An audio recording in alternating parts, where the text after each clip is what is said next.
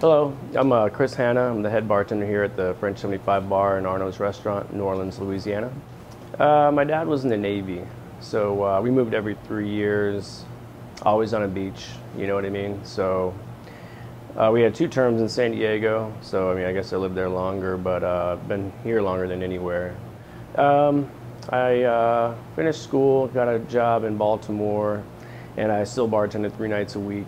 And so for 4 years of my real job, you know, at a desk and then still bartending 3 nights a week, I realized that I liked the hospitality industry more. So I moved down here to go to UNO for their hospitality and tourism program.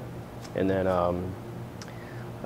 worked here ever since. And the job got a little more important after the hurricane. So I took over, you know, much more of a managerial position as well as full-time bartender. And so I've been here 13 years now. It's a beautiful room. We got this bar. The back bar is actually 130 years old. It's older than the restaurant, and they just wanted it to be a really beautiful, you know, place for guests to relax before having dinner.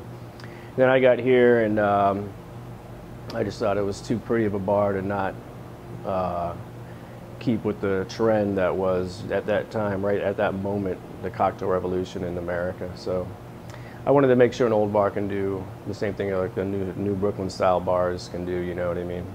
Well, I mean, the person who taught me, Bobby Oakes, was here 15 years before I got here.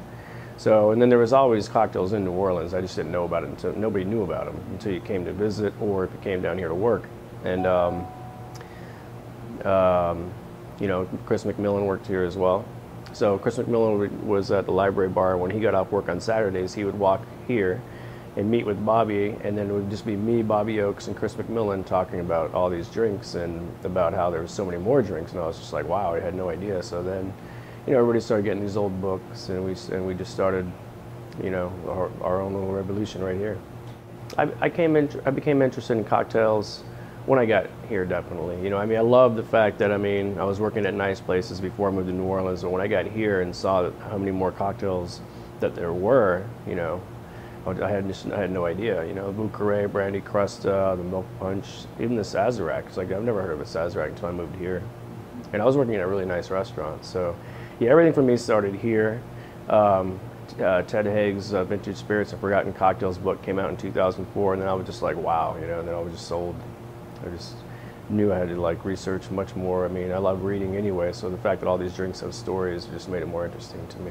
Yeah, you know, I have had a unique opportunity of watching everything actually unfold here in New Orleans and then as well as in America and in the world.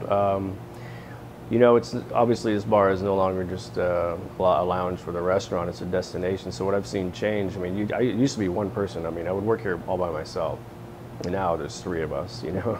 Every night. I mean, on weekends there's 4 and 5. But so I mean, the change is you know, demographically, it's everything. You know, younger kids are just seeking cocktails, and then they just want to have a, you know, be in an old vibe as well. And this is just a beautiful old room, you know. So, you know, you want every aspect of the cocktail. You know, I do love going to the newer design bars, and then I also, when I'm an old soul, so I like to go into an older spot as well. So everything's changed.